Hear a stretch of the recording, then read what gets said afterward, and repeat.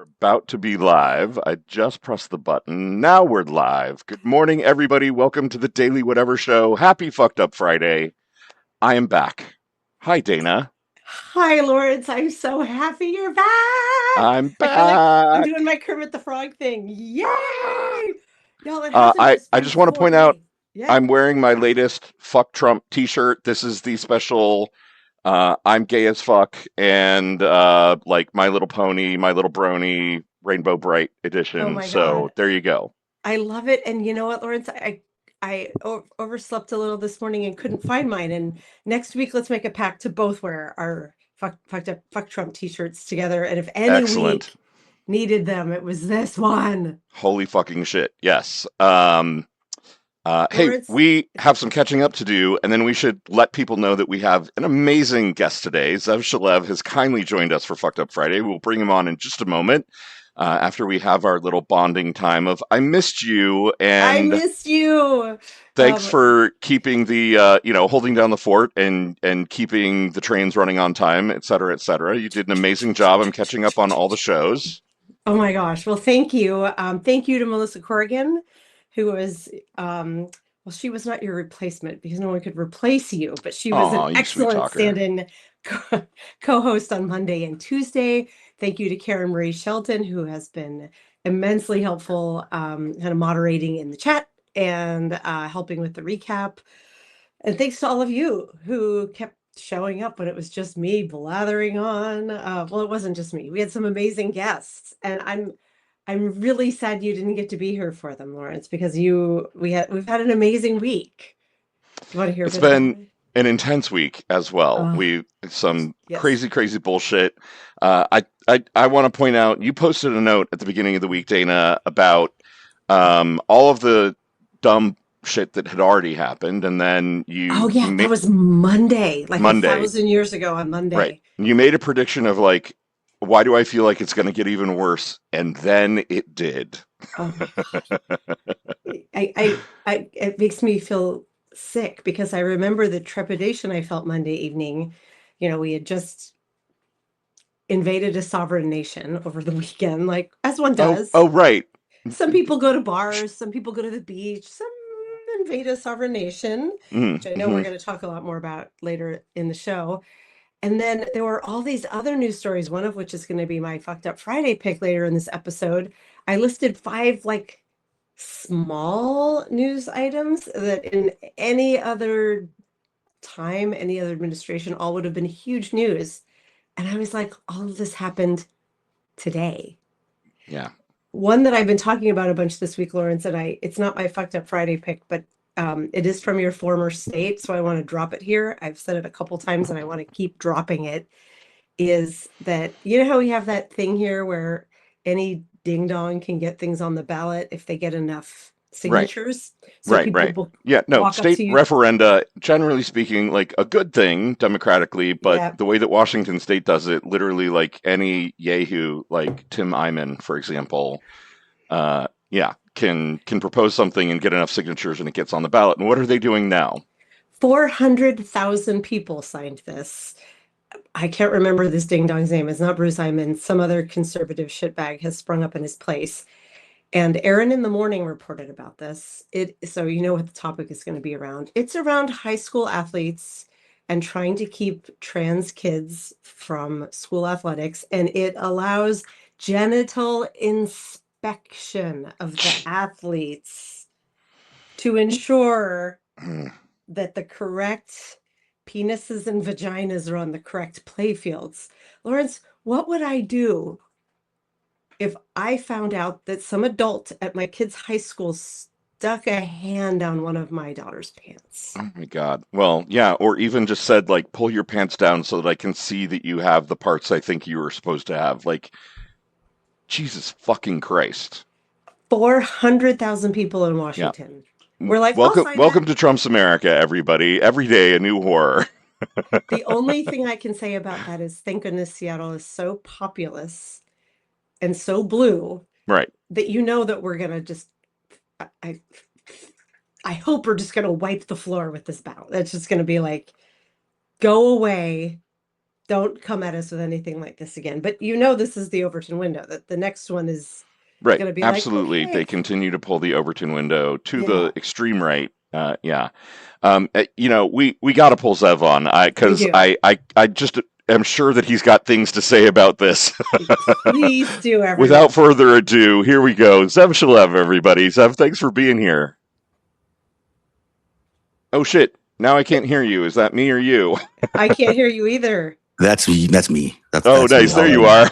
Hi guys, Oh, how are you? Excellent. so, We're so happy you're here. I'm so happy to be here. How could I miss it? It's great to be with you guys. And on a show that you can swear as much as you can swear on this show, I'll be glad to join in the fun. Oh yeah, please. There are no real protocols. right. We I just realized we've probably been demonetized by YouTube at this point, but on Substack. Oh no. How did we Used to this. I'm sorry. I'm not used to this thing, so I'm just trying to learn it. So sorry. I'm back. Oh I yeah. won't touch anything. It's like I'm that guest who Are comes we in gonna and have picks to up on smack your everything. hands, Zev? Yes, you are. Stop touching the buttons. I'm just that annoying guy who comes in, picks up your most prized possessions, and then drops them. Right. What is this? What does this one do? Does it break? What does this one do? What does this one do? It's I won't all touch good. anything. I promise. It's very nice in here. You've done a nice job. Well, thanks. Hey, on the off chance that there's one person in here who doesn't know who you are, would you kindly introduce yourself to the crowd? I am Zev Shalev. I do a Substack called narrative.org. I do a few shows as well on Substack. The main one we do on at 3 p.m. is called The Five Stack with Dean Blundell. Yes. I've got a long history of investigating Donald Trump, investigating Jeffrey Epstein, investigating the entire network, the criminal network that is now in control of the White House and seemingly in control of the country. And so that's been my thing for almost 9 years. I can't believe how long it's been. And I've been doing these live shows on X and social media everywhere for a long time. So before that, I was a broadcast executive producer, but this is more fun and more worthy, I think. And Zev, I don't actually know that you've got the sexiest accent. What accent are you sporting? What are you teasing us with right now? It's a South African blend accent. I was born in Israel, grew up in South Africa, and then lived in Canada, back in New York, and then now back in Canada. So I have something in the middle of the Atlantic accent. All right. If this whole politics thing, reporting thing doesn't work for you, voice acting. So. Right. I'll do that. I thank you very much. It's very nice of you to say. You guys have good voices too, I got to say. Thank you. Well, Lawrence here. Lawrence, he's a real we thing. try. I'm talking in my DJ voice now. Right. There you go. Right. We keep practicing, Zev. One day we're going to get sponsorship for something. And so we're constantly, mugging for the camera and being like, Right. Try my new Yeti mug. Oh, yeah. I mean, look, you got to keep trying. You fake it till you make it, right? That's how you do it. So you have to do the influencer thing with your hand. Like this? Yeah, exactly. Right. Yeah, exactly. I do love Lenny mug. That's because you watch a lot of makeup videos, and Lawrence and I do too. We like the makeup videos too. Yeah. I mean, hey, I could watch somebody like beat a mug on a video all day. Those massive transformation videos. Right. Where it starts like a dude that looks like me, and then at the end she's a gorgeous woman. With flawless skin. I've got to find those. I'm gonna. Maybe I'll do that in my next career, next to voice. Once you find one of those, you're going to find 1,000 of them because I've made that the algorithm will learn you, and then you get nothing but that. Right, the algorithm, the turgid algorithm turned me into a radical teenager playing sports in the wrong gender. That story out of Washington State, I just when they start legalizing or introducing regulations to formalize the sexualization of teenagers in order to stop the sexualization of teenagers it takes you down a whole lot of paths of crazy. Absolutely. Yes. And it's my state and it's Lawrence's former state. And we were the only state that slightly trended more blue at the last election.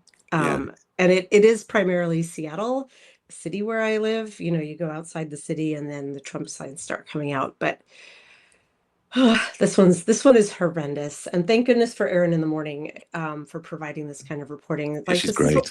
Yeah, this is what we come to Substack for. You and I mean, I it's so great to have you here. Your show with Dean, the work you've done with Ellie Leonard, like it really does feel like meeting a celebrity of like, Oh, ooh. I don't think there are any celebrities in this world, but in our little world. But thank you very much. I appreciate. This is Everyone's so important. Everyone's contributing. This is a really serious moment we're in, Yeah, it obviously, really and is.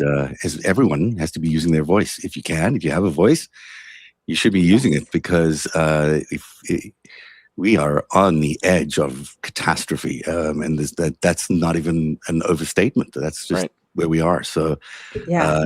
anyone who's got a voice, who's got an ability to investigate, amplify, or expose, we should be doing it.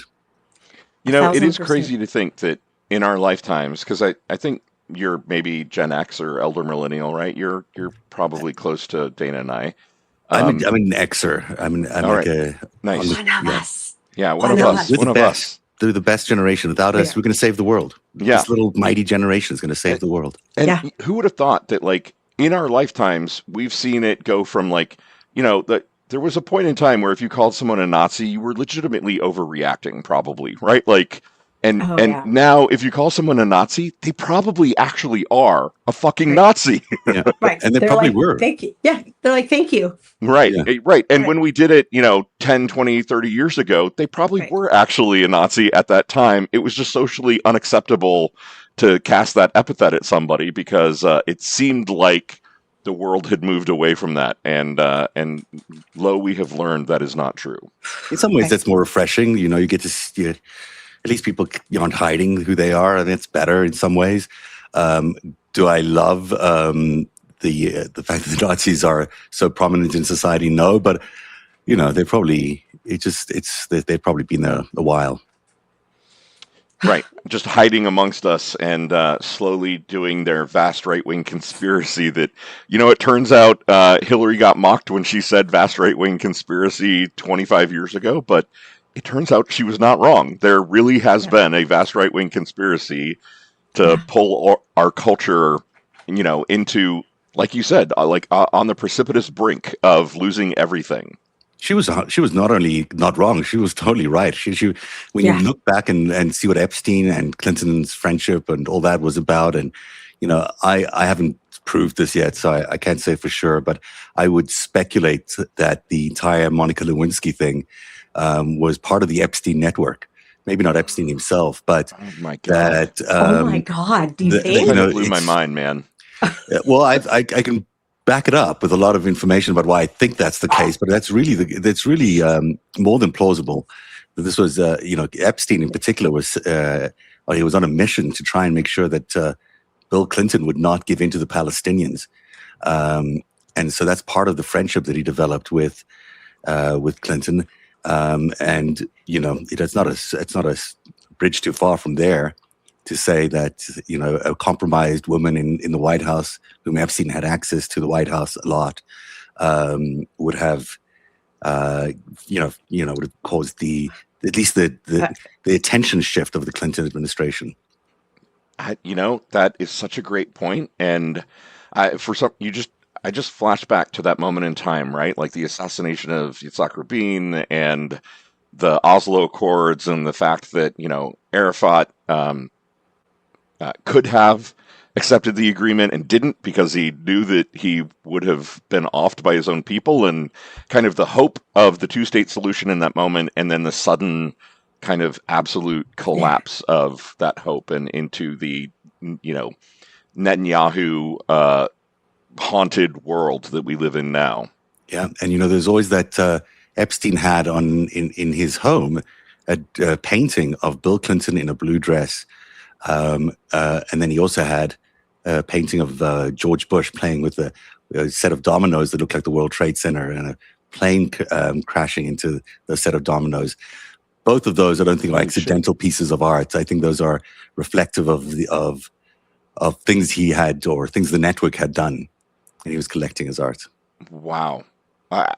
Okay, so So I'm you've blowing blown you my away. mind And I twice, know I don't want to start in and we're conspiracy only land, 18 and here minutes I am. in. Dominoes of the World Trade Center? Well, What? that is that is definitely stepping into conspiracy theory that may or may not be true. In most cases, I think some conspiracy theories may be true, but in the let me say this: I think that there is a lot of questions that we don't know about who actually did the World Trade Center, but clearly there was an inside element to that. Clearly, the Saudis were involved. Clearly, I think the Israelis were involved, and I also think the mob in America was involved, which brings you into the president of the United States and all sorts of other people. So that's a whole other. That's a diversion, though. Right. That's we need to have you back to talk about just that because yes, Go ahead, Dana. Sorry. No, I'm just sitting here. I'm still stuck on the Bill Clinton in a blue dress. Like, have you seen these photos of the paintings, or you have heard? Yeah, they're actually in the FBI files. They were just taken out the other day because for some reason, I don't know what the DOJ did. Look, these are paintings. They're professional paintings that he had commissioned of these things. The reality of it is Clinton and Epstein had a very close relationship. He was a big funder of Clinton's world. We certainly know that his MO was blackmail. That was what he was doing. Behind the scenes, he was also involved in very serious political maneuvering for Israel and other countries. Where there was being in touch with people like Putin, being in touch with people like Ehud Barak or Bill Clinton, or this was his game. This is what he did. So it's not hard to imagine if that was why they sent him on a mission, and I have that on good authority, that one of the things he was doing in the United States as an asset for other intelligence agencies was to stop Bill Clinton from making a deal with the Palestinians. Wow. That's incredible. We really do need to have a whole show about this. Yeah. Because this is like fucked up Friday from it's fucked up the last 50 decades. Right. Fucked up 50. You talk about us being Xers, and we're the only generation who's lived through all of this, and we really get it. We really get how much chaos has been flung upon us. No wonder we're all so traumatized. Because it's been 50 years of chaos, and it's really a 50-year crime spree that these guys have been on. Hey, Zev, I want to. Oh, sorry. Go ahead, Dana. I was going to say one final thought on this topic, or unless Lawrence has one more. Bill Clinton came out and said, like, open all the files, release them all. And at least his PR people are trying to put this message out of like, share it, Don. What are you waiting for? Which is really smart. Sounds to me like you think he has a lot to lose if that happens. What are your thoughts? I think he's a victim. I don't see him as serious. I mean, I think he's a victim and a participant in a maybe an unwitting participant. I mean, you got to imagine that what Bill Epstein did is he brought people into these networks, to his network of people, and introduced them to these other powerful influencers and people. And in that, they all were part of this group, even though some of them were not doing anything untowards. I don't think there's any evidence, I've not seen any, that Clinton did something terrible to an underage girl. I just don't see it. I have not seen it. Was he surrounded by women at different times? Yes. Is that illegal? No. Is there anything that he did that I think is compromising to Clinton? I don't see it. But maybe there is in these files we haven't seen yet. But just the proximity to Epstein is what causes a lot of this attention. On the other hand, Donald Trump. Oh, no, I froze. No, you're back. You're okay now, I think. Are you still there, Lawrence? Maybe it's frozen. All right, I'm back. You know what I did? Speaking of people pressing buttons, I accidentally switched my VPN to Albania for the moment. Hello, Albania. Good morning. I literally don't know how I did that, but I'm back in the United States. Not in Indiana, according to my VPN, but no longer in Albania either. Wow, we're huge in Albania now, just by the way. Totally, right, in that one moment. Hey, I was on front page news in the Albanian news last year. Really? And I was like, it's so strange that I'm like a show out of the US, but it's on the front page of the Albanian newspapers, but that's an aside too. Right. Okay. You're really big in Albania. Go to any bar in Albania and they'll buy you a drink. Oh, thank God, because I'm there all the time. Part of your secret Albanian network that you're exactly.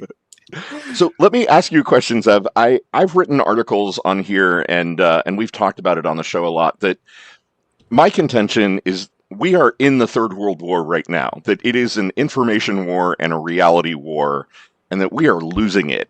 And I would love to kind of toss that hypothesis to you and see what you make of it.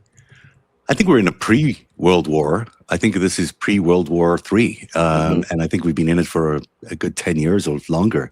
Yeah. And it's, what happens in a pre-war situation is the countries that are interested in that fight are doing exactly what they're doing to the United States right now. They're weakening us in every way. They're dividing us in every way. Yeah. They're attacking our economy. They're attacking our freedoms. They're attacking our confidence in ourselves. Our belief in our leadership, our belief in government. This is a systematic psychological attack on American people in order to weaken us ahead of a significant world war. Yeah. In which, by the way, we're going to be on the wrong side of the fight if we're continuing the same way as we are right now. I mean, we are not fighting for freedom in this war. We're fighting for dictatorships and authoritarianism.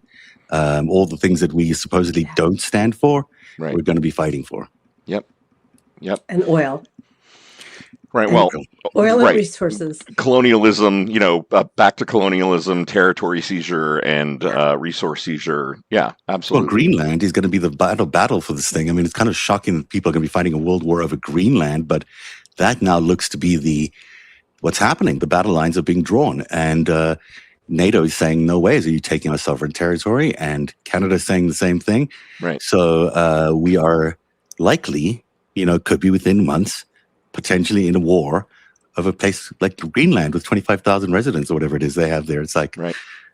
And it's who would have thought? And do you think it is more about potential resources in Greenland, or whoever controls Greenland controls the North Atlantic, or is there, or both, or something else? It's both and more. I think it's firstly it's the Arctic rights, as you point out. I mean, the Arctic is so valuable because of its trade routes, and also Greenland has the deepest shelf into the Arctic, which gives it the most rights over the Arctic. The countries like Canada have a much more shallow shelf. They have a cliff, really. Therefore, they don't have as deeper rights into the core of the North Sea, or whatever it's called up there, the Arctic Sea. And so once that begins to melt, it reduces travel routes or trade routes by 30% or something like that. That's a remarkable saving for the Chinese and the Russians, or whoever else wants to ship things to the United States or Europe. But it also opens up all these mineral rights, and Greenland is particularly wealthy in that because of its deep shelf. So I think that's the real underpinning. The other way to look at it is if you've got an autocracy alliance between Russia, China, and United States, well, they would have a significant say over the entire Arctic if they could control Greenland. In addition to, Russia has a huge exposure there. China considers itself a Arctic state, although it's not really an Arctic state. And Canada has the other piece, which is why Canada is also, in the middle of this big fight. Or a potential battleground between autocracy and democracy. Right. Canada, you mean the 51st state? That very 51st state. Because, Alaska, that tiny little bit is all that the United States has as in terms of Arctic rights. So, and they want to give that back to Russia because Russia thinks it belongs to them. So that 51st state up here, that Donald Trump keeps talking about it's hard to imagine that, when you think about the lining up here, it's America's going to go to war with Canada, who's the nicest people in the world, who really are not very warmongery type people. Right.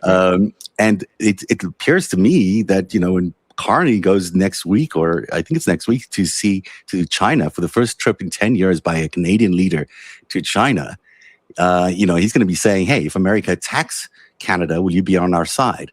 So to imagine, Canada and China against the United States, I just, it's at first I think America is going to lose this war. Oh, no, because I don't think they have 100% going to lose this war. No one wants to fight it. Right.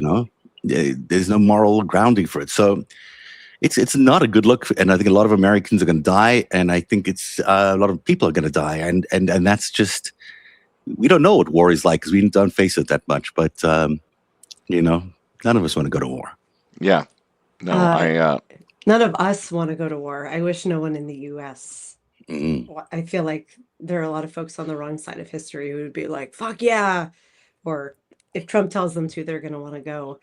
I living in Seattle, Canada feels, I mean, it's right there, 2 hours and drive, and I'm in Vancouver or in BC. Right, which is an amazing city. Amazing. Dr. Amber Hall is here in the chat. She's there. I know you're good friends with Dean there. Like it feels like going to war with your classmate or something. Like Right. we used to drive to Canada or take the train for the weekend in our younger, more carefree days, and we'd make all kinds of jokes like, "Oh no, did you drink the water? Are you going to be okay?" And because we were joking, because it was like, yeah, it just feels like home, only a bit cleaner and better, and our money goes further. Right. That was Slightly it. more European and yeah, like full of hot dudes and Yeah, and everyone is so kind because they're not worrying about their health insurance. Like I It's can't. certainly a great place. I live in Canada. I live in Toronto, so I have, I like it. I don't love it as much as I like the United States, and I get a lot of flack for that because I just, Yeah. I love America. It's why I do what I do. But I also know that it's ridiculous that these two countries, because the people of these two countries are friends and family, as you point out, for generations, and no one's going to go to a war. No one's going to really kill each other. But Right. this is why he's trying to poison the well so much. This is why, unsuccessfully, I think so far. But Donald Trump is pouring so much effort into making it seem like Canadians are the worst people in the world. When they might be a bit boring, they might be a bit conservative, but they're certainly not war people. It's not like we think about war. My God, one of my daughter's top schools, I have a senior in high school, is in Vancouver. Like, and I'm kind of pushing for it because I'm like, it's close to home and a foreign country. And even with paying out of country tuition, it's still cheaper than going to a US college. Really? Yes, by there a are lot. so many students, there's so many foreign students. It's really hard to get into some of these better universities as well. Like, it's just they really have flooded the zone here. Yeah. Hang on, I just point of personal privilege. We need to acknowledge that Dana's eldest had her 18th birthday this weekend. Oh, happy birthday. Yesterday. Yeah. How does that feel, Dana? I have raised a human to adulthood. It feels really good. And Congratulations, you did it. I did it. I mentioned that right before we came on air, Zev and I were talking about how we like to write late at night, so we're not morning people. And the last couple nights I've been working on an essay that I think I'm going to publish early next week about her taking flight and all of the work that's involved for her, but also for me, and how I have not acknowledged the grief at all yet of like, this human has lived in my home for 18 years and in my heart. She will never leave here, but everything is about to change. And we've been so in the weeds of, did you get accepted? Have they given you scholarships? Did you finish your portfolio? Because she's an artist. Sorry about my dog. Shh, we're having a conversation. That I haven't acknowledged the grief of it yet. So I'm immensely proud right now. And right now I just feel really giddy because I've raised a human I really like. Nice. Lawrence knows my kids. My kids are awesome. My youngest is 15. So so you've got one left. It's okay. There's no grief then. You've got 3 years before they have to think about that again. Too early. She's a sophomore. Yeah. Okay. She's almost 16. So thank you for pausing to acknowledge that, Lawrence. But Zev, the task of trying to launch, well, I don't know if you have kids, but the task of trying to launch children into the world right now. It's really difficult. Yeah. And my kids are dual EU US citizens through their dad.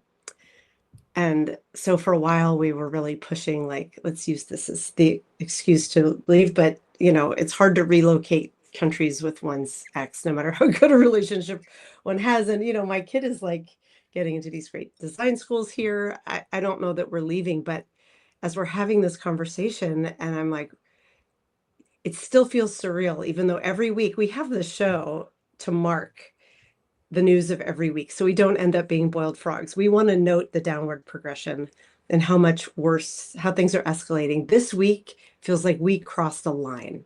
Yeah. More than any other week since we started doing this in April. And my brain still can't wrap itself around, oh, in the next, however many years under Trump, if you send your kid to the other side of the country, like, or even another country, there's a good chance there's going to be a war. Right. And it's so hard to acknowledge because no one else, in our whole community of people, of parents, of seniors, no one's talking about like, well, what if there's a war? Yeah, it's It's frightening. Right. When it sending your kid is to college, be sure to think about geopolitical differences and Mm. which countries you might be at war with in the next year. right. It's we have to be really aware that this thing is coming. We have to keep our eyes wide open. It's Yeah. not even just a likelihood. It's a high likelihood that something's going to happen in order to get rid of Donald Trump, and that really sets the stakes for this next election and Yeah. how we, firstly, we have to absolutely have an election, and any attempts to stop us from having an election, and every attempt to fiddle with that election, and there are many, many attempts to change the results of that preemptively and during the day.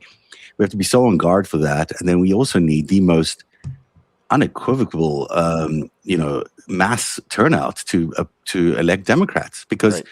if we, that's our last chance. We are going to be plunged, if not sooner, we'll be plunged into war. It's like you don't have to.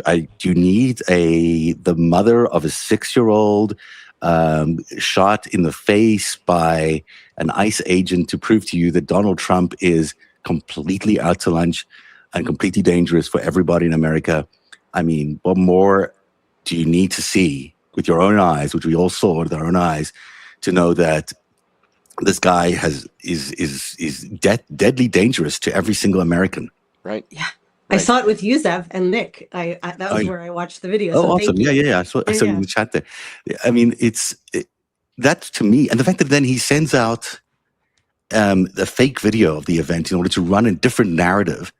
And now it's emerged that the shooter had previously been the victim of a dragging incident, Right. which makes it seem like this is more of a revenge killing than anything else. Right. Like he lost his shit because he was having PTSD in the moment. Or they were like, oh, yeah, we're going to get those guys, those leftist lunatics. We're going to send him in to kill one of them so they can, revenge his shooting, or revenge his dragging. That's what I'm seeing. But that's because, I spent way too much time analyzing this administration now for 10 years. And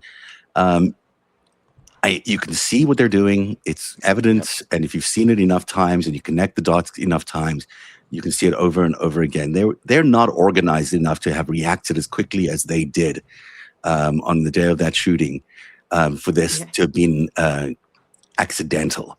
This is a planned, I think, execution of somebody. They knew who she was. They have incredible surveillance capability now. They have facial recognition. They have all sorts of things. You think they killed her? They found her in particular, Renee Good. That they were just. I think that if you have to parse what they said quite carefully, because you don't want to believe anything they say. But when Kristi Noem said that she had been following them the whole day, if this is Renee Good was following them the whole day, which she probably was, because it does sound like she was in that world of trying to observe, as she's allowed to do legally, and express her First Amendment rights of observe what criminal events were happening in her community, and she's allowed to do those things and express her opinion, of course. But she'd obviously been around these goons all day, which, if they know that she was around them all day, then they'd been tracking who she is, because they could recognize the car and whatever. And we know that they now have facial recognition capability on their phones, and through the flock cameras, probably. Right. It wouldn't be hard to know, oh, that woman who's this woman? She's an activist, whatever. She does this illegal observer thing. You know what? You want to go get your revenge on one of these lefty loons? Go ahead. Whatever his name is, the Johnson, whatever. I can't remember his name. Right, Jonathan Ross. I think Jonathan Ross. Yeah.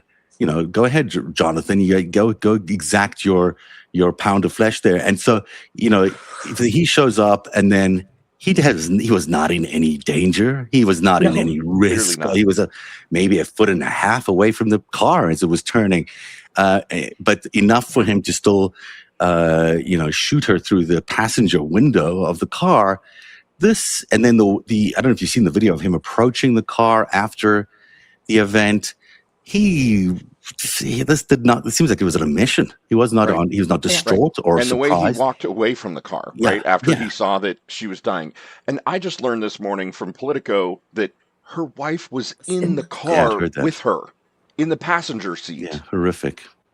Can you imagine? No, I couldn't imagine. The fact that a U.S. agent is gunning down somebody in broad daylight in a city like Minneapolis, someone exercising their free rights, and he is cold-bloodedly killing a woman with her wife in the car, and a 6-year-old that had just been dropped off at school, and and that the president of the United States is not even remorseful or memorializing this victim in any way, that he's blaming her for being a domestic terrorist for driving a car.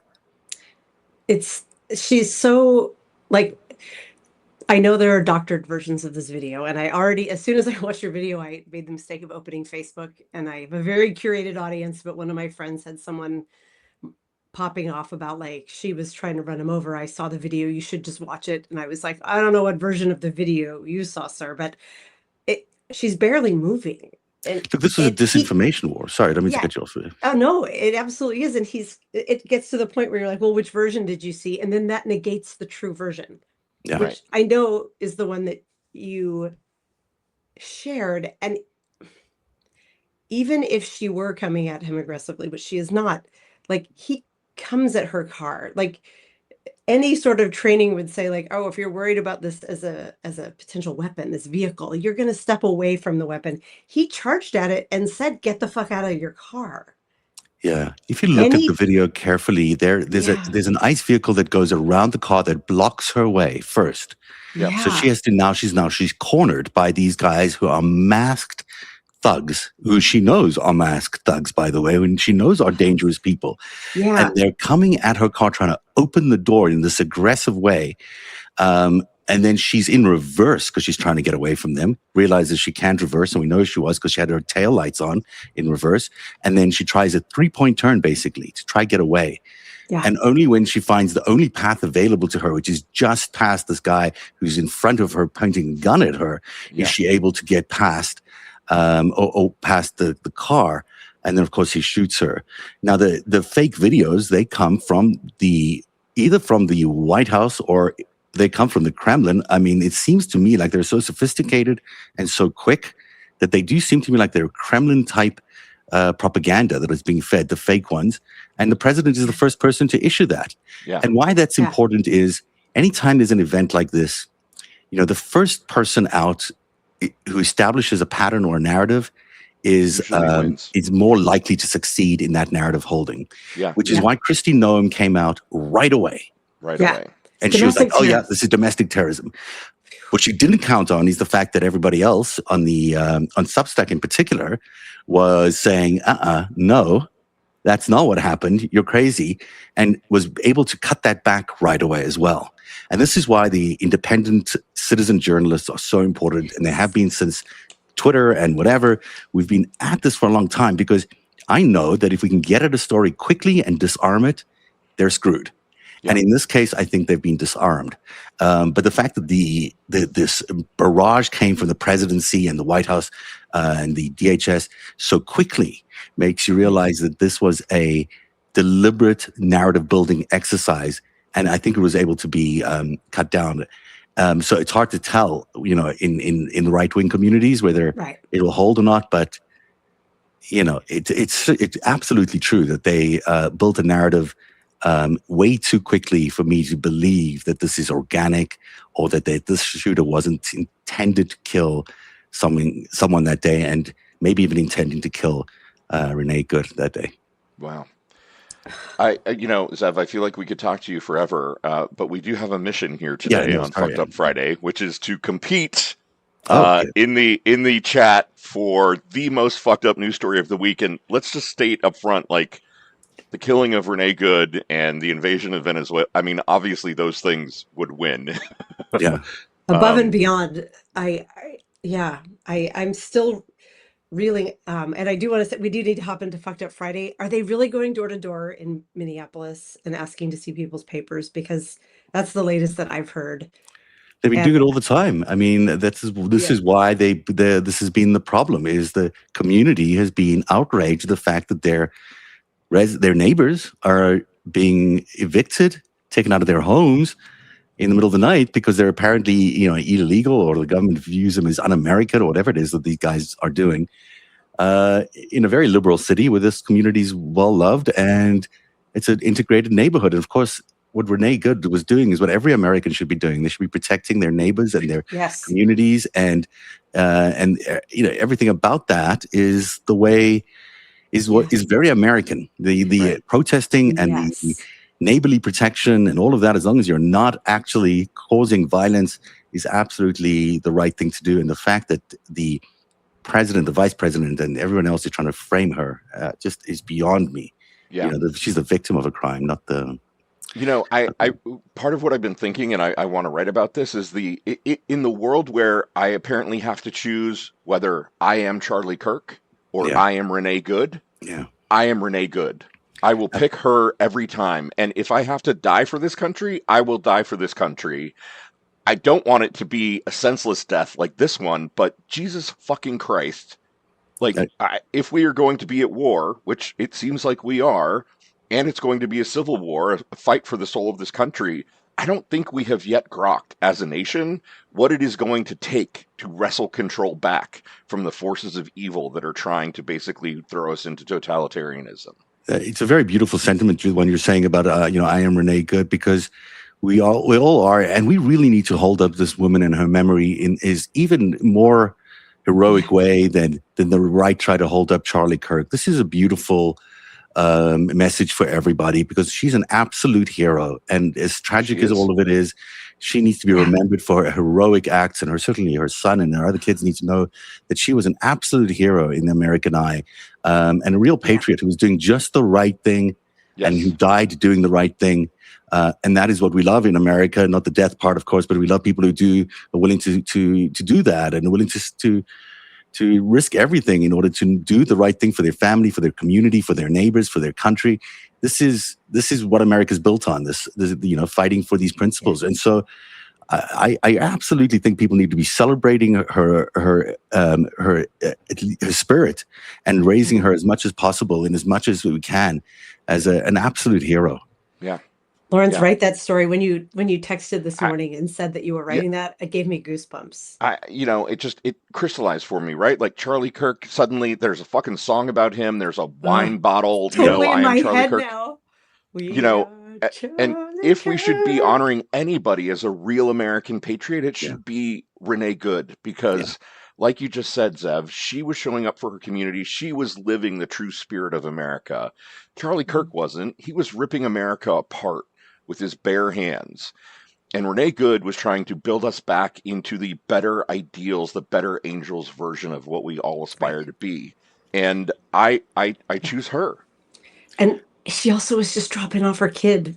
She wasn't out there in the streets, We don't know, actually. I'm really interested to find out what she was doing before. Everyone sort of was trying to shut down this idea that maybe she was wasn't doing the legal observing that she was, or that people saying she was. I want to know the truth. I want to know exactly what she was doing that day, because I don't think she was breaking the law in any way. If she was observing them, good for her. That's why we need to celebrate her, because she was standing up for her neighbors and making sure that everybody knew that these goons were running around, and they really are clearly goons because they killed her, trying to warn them that these guys were evicting people. I think we don't have to run away from the truth on this story, because the truth is going to be what it is, and it's whether she was dropping off kids or whether she was interfering, whether she was monitoring in a legal sense what was going on, which she's allowed to do, or expressing her First Amendment rights of saying, hey, don't do that. All okay. That's part of being an American. 100% okay. Yeah, yes. Absolutely legal. Yeah. And as a woman, if you were in a car and a dude cuts you off and aggressively comes at you, a dude in a mask is trying to open your door, and a gun, and says, "Get the fuck out of the car." No one is going to get out of that car. No, with your wife there and just dropped off. No ways are you going to do anything like that. You're going to be terrified. Yeah. People who are like, she should have obeyed him. I'm like, what fucking world do you live in? Yeah. He's Of got no course. authority over her. They're not allowed to do anything to American citizens. This is crazy that they feel so enabled and able to take physical violent acts, to walk up to someone's car and try breach it without a warrant. I mean, what is going on? This is not America. This is not how we operate. This is not right in every which way. There's no other way to look at it. But if we don't shut it down, this is America. Like this is the first one. And if this is just sort of like, okay, next news cycle, like, we are all going to be Renee Good. Yeah. My friendly amendment, not really the first one, that we can look back on a chain of black and brown people who have been living this reality for a very long time in this country. And, but Thank you, Lawrence. this is the America that is coming for all of us. Yeah, as terrifying as that is, it could be even worse. And the war thing we were talking about, but also maybe we need to move on to that stuff. But the economic side of things is going to be even worse in some ways. Oh, absolutely. Like there's a depression coming, right? There's an economic catastrophe coming. And Zev, I think the three of us are all Jewish. Forgive me if I'm assuming incorrectly. Nope, you're but, right. We as a people have a history that, kind of illustrates what happens when you let evil be in control, and what could happen to an entire people. So. Oh yeah, this is intensely personal for me, and I'm sure it is for all you guys. And one of the reasons I am so big on the Epstein story and so focused on it is because when I found out that he was working for Israel, at least partially, but probably mostly, to me that was just such an anathema to what I was born in Israel. I certainly love Israel as my country, as a country where I always held up as a really important place in the Middle East, as a place for democracy and freedom. And what they've done to Israel, the same group of criminal thugs who have basically taken over Israel and are now doing the same thing here in the United States, is appalling. And if Epstein was doing that on their behalf, whether he was witting or unwitting about that, although I'm pretty sure he was witting, I have no time for it. I have no time for it, and I'm going to expose it. I'm going to spend as much time as possible exposing that, and if it's just one of those things you have to fight for. It's just one of those things. The truth around the story is so important. Yeah, I agree. We only have a couple minutes left, and we really should give the people what they want and do Fucked Up Friday. Fucked Up Friday. So Zev, I'm sure Dana explained it to you. Each of us brought a story in today. Our job is to sell it to the chat as the most fucked up thing that happened this week. Of course, in the bigger picture of Venezuela and Renee Good. So those things aren't allowed. Renee Good and Venezuela are not allowed? Well, if you have a slant on it. Maybe. Yeah, if you've got an angle on it that we haven't talked about, by all means. I'm going to wing it a little bit here, so maybe you need to give me to the end because I want to hear what you guys do. Is that okay? Yeah, so I was just going to say we used to let our guests go first, and then we kind of realized there might be a recency bias, so now we let you pick. So it sounds like you want to go last. Yeah, because I haven't prepared because I'm bad that way, but I've got lots of ideas, and I just want to hear where you guys go, and then but that does give me a bit of an advantage, maybe. But anyhow, all right, Dana, do you want to go or shall I? I will go first, and I can't get into the chat, so I'm not going to put the link in. This is my story. Quick pitch. RFK Jr. guts U.S. childhood vaccine schedule despite its decades-long safety record. Thank you to clinicaladvisor.com for a blunt headline. That's the one I wanted to link to because so many of them are like, it's shifting. I'm like, and sort of like, maybe it's good, maybe it's bad. No, it's bad. And what I want to extra call out and underline is there have historically been 19 vaccines. They're cutting it back to 11. And meningitis is going away. Hepatitis B is going away. But HPV. The vaccines are going away. The diseases are coming back. Exactly. They're on a comeback. They are coming off the standard childhood vaccination schedule. And HPV is going away. Conservatives have had it in. This is human papillomavirus. It's genital warts. Causes cancer. It's an STD. Right. In men, it is maybe a tiny wart. You might notice a blip. In women, it is often cervical fucking cancer. Mm-hmm. So I'm just seeing this through my feminist killjoy lens, as I always do, of this is another attack on women. I would say more, but go. We got to move on to the next one. All right. That is a really good one. So here's mine. This week, the United States is withdrawing from 66 international organizations. Trump has signed a memorandum pulling us out of 66 international bodies, 31 UN entities, and 35 other international organizations. Oh boy. It pulls us out of climate frameworks and international governing bodies around science like the IPCC, security cooperation forums, population and health agencies, and more. This is not just symbolism, it actually shrinks America's power around the world. It reduces our ability to influence, and it puts us at a disadvantage. It also leaves a vacuum, a power vacuum, into which China and Russia will step and provide global leadership that is contrary to what America should and would want.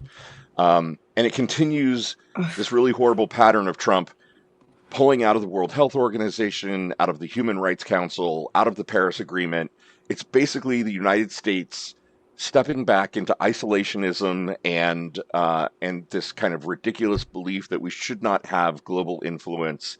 It's making us weaker and more at danger in the world writ large. That's mine. That's a good one. Okay, I'm going to do one that you don't know about yet, because I just found out about it yesterday. I'm not even sure I can phrase it correctly. But what's going on right now with the price of silver is really crazy. And it's particularly related to J.P. Morgan, which has been buying a ton of silver. Which sounds like, why do people care about silver? Well, silver is very important for the trade of all sorts of currencies around the world. And one of the things that in order to facilitate this change in silver prices, because the Chinese have increased the price of silver by regulating the amount of silver available to the world, is the Fed has now opened up the repo rate to over $500 million. It used to be there was a limit every night for the overnight lending rate for banks. In other words, if banks needed money, they could go to the Fed and they say, up to $500 million on a total day for all the banks, maybe about $250 billion for per bank. But they've been giving all these banks so much money that it seems to me like we're in a replay of 2008. The funnel is open, and there are just overnight spending by these banks has gone through the roof, partly related to the collapse in the price of silver. And J.P. Morgan, the same bank that was involved in the 2008 crash, is back at it, this time in what could be the crash of 2026. So too big to fail? Are they too big to fail? Apparently they're too big to fail, so we have to keep pumping them up. And I'm only really interested in this because of the Greatest High series, but everyone needs to be paying attention to the story because we're about to experience another crash. There are trillions of dollars that have been siphoned out of the American economy since the 1980s. Literally, I think it's about $80 trillion when they've done the math on this. It is going to continue. They're taking your taxpayer money. They're taking your kids' education, your American dream, your homes, you name it. They're doing it right now. And I think this is the early bird warning of this one. This is the canary in the coal mine that this is happening again right now. Zev, is this related to, didn't JP Morgan recently in over one weekend insist that all of their Forex metal traders move from New York City to Singapore?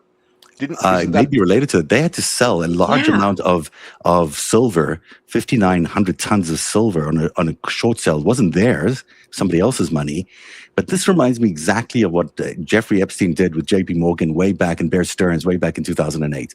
It's exactly the same mechanism where they trigger the collapse by doing this giant sale of at that point it was mortgage-backed security funds.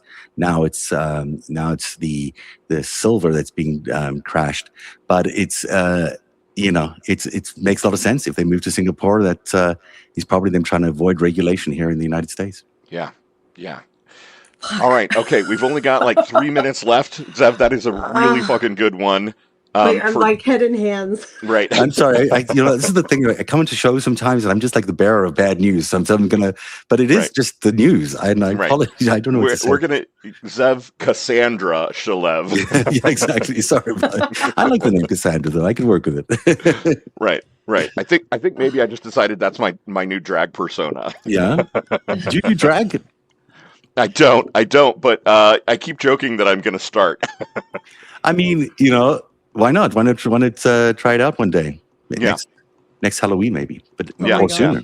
there you go. Yes, I will be a sexy Democracy nurse demands as it. Cassandra for next Halloween. Thanks for not asking me if I do drag. I appreciate that. Well, I'm Well, but offended. now you've asked yourself, Zev, and the people want an answer. No, I would make what they would call a handsome woman. I think if I tried to be a woman, but dressed as a woman, but I could also be a drag performer in a different way. But no, I have not done it. Maybe once I've tried, to be honest. Actually, I've tried once. Was it Yeah. very good? Really? Yeah, I dressed up as Dana not too long ago. That Oh, was fun. That was a oh. form of drag. I also make a very handsome bearded woman. He was beautiful. He had a big red wig I and a did. little like tank toppy thing. Oh, I love that. And I gotta Yeah. say, I grew a beard. It was part of our summer fundraising drive. If we hit a certain goal, that's we said amazing. we It's would really do fun. that. We did the show as each other. I love that. It was I- really hard. I have a lot of time for women and their heels because I tried to walk in heels for like 3 seconds and collapsed. So Yeah. anyone who's able to walk in a heel for longer than 10 seconds has my respect. So Yeah, for real. Zev, the chat is everyone is agreeing in the chat that you would be a very handsome woman. thanks everybody. I really All right, folks, appreciate if you that. don't know the way this works, if you think Dana has the most fucked up story for this week, put Dana in the chat right now. If you think I've got the most fucked up story, put Lawrence in the chat. And if you think Zev has the most fucked up story, put Zev in the chat. Whoever gets the most votes wins. And by win, we mean they lose because we all lose on Fucked Up Friday. Oh, All right. Let me see here. I do see everyone saying you have a very beautiful smile, Zev. thanks everybody. Let's Oh see. my Are they God. going All by right, so it's fast? rolling in. Zev, Lawrence, you're Zev, clearly Zev, running away Zev. with this. Dana, I got one. Oh my gosh. I guess that's good. Yay. Yeah. I see a few votes here and there for you and me, Lawrence, but Zev, you've got this one. Yeah, this is a blowout. Well, thanks everybody. Thanks for helping me win that. I think I don't know. All right. Right. It is the game no You've one predicted wants. our economic doom. So congratulations. Right. Yay. We did have a question earlier of like, what Yeah. should I do with my 401k? And I wrote back like, I wish I knew. Do you have any advice, Zev? I'm not a financial advisor, and I don't have much of a 401k at all. I don't know. Yeah. Right on it, like plant a vegetable garden because I'm not sure that money will matter if things get as bad as they could. Oh my gosh. I think the US dollar is in real trouble. I will say that. I think they really are trying to crash that thing. So I don't go to really think they crypto. are too, and I think they're trying to end the dominance of the U.S. as global reserve currency, which Americans do not understand the prosperity that has brought us over the last 80 years. And if that ends, we are absolutely fucked. Yeah, and if you think crypto is going to save us, you've been sold a bill of goods. So, for sure. Oh my God, Rob. That's a con. And Right. anyhow, yeah, that's where we're going. That's not fun. War, it economic doom, and disaster is not fun. But you guys are a ton of fun. It's really great to be with you guys today. Thanks so much for coming. It was great to have you here. Do we want to end with our one last question to elevate the mood? Oh my God, yeah. How could we not ask Zev our question? Oh, yeah. Right. Every time someone comes on for the first time, and we hope there will be a second time, Zev, because we got a lot more to talk about. We always ask them this question: what is the most Gen X song of all time? Gen X song of all time. Like if you're in a movie and someone's trying to establish that this is you're back in time and you're in the peak Gen X years, what song is playing in the background? The song that comes to mind right away. Well, it's not really a song, but anything by Duran Duran. Yes, nice. It would absolutely that's right there for me. I love Duran Duran. Same. Also, well, I'll just say this. I'll stick with Duran Duran. I can't remember what song I was thinking. They have excellent pick. Second day in a row, Leo Caldwell, our guest yesterday, picked "Hungry Like the Wolf." Oh, nice. That's a perfect one. "Hungry Like the Wolf" is a perfect song. That's a good. For me, it would be the Reflex. But yes, the Reflex. Also, both great songs. Absolutely. The impact that "Hungry Like the Wolf" made on MTV and cinematography and on little tween girls. I mean, Simon Le Bon and little tween gay boys. Yes. See, I'm more of a John Taylor girl, but yes, they were all so pretty. So pretty. Yeah, they were. Simon Le Bon. So nicely. Yeah, right. So Simon Le Bon. I'm definitely the Simon Le Bon category there. Yeah. Simon the Good. Yeah, Zev, we need to hang out. I'm coming to Toronto, and we're gonna go terrorize the local menfolk at some point. Absolutely, I'll show you around. It's a very nice neighborhood we have here. Nice. I Lots of good love the things. city. I've been to Toronto a bunch of times, and Oh, so yeah, I'm not kidding. I need to come back. It's a really great city. I love it. Yeah, let me know when you're here, and we'll definitely show you around. Awesome. Sounds great. You too, Zev Dana. Shalev, thank you so This much is for. not just for Lawrence here. You can come I visit too. absolutely. I've never been to Toronto. I've Oh, and also my daughter and I just rewatched Anne with an E for the third time. So we really want to go to Prince Edward Island and go get like our aunt. I want to braid my hair and walk around and be like, we're kindred spirits, you know. it's really nice over there. It's Yeah. really lovely. Yeah, Oh you my should definitely gosh. do it. Canada's a good country. And I'm a Tragically Hip fan, which like very few Americans know. So They're great. they were great. They were great. Um, Yeah. all right. Thank you all so much for being here. Lawrence, thank you for coming back. Yes, So Lawrence, good thank having you. you back on I'm the show. And back. Zev, this was wonderful. Thanks so much Even for if inviting me. I really had a good visiting time. just Thanks a lot, guys. Awesome. Thanks, love you everybody. all. Thanks, Mean Zev. it. Bye, Love you. Mean it. everybody. Bye, Bye. everyone. Bye. Mwah. Mwah. Mwah.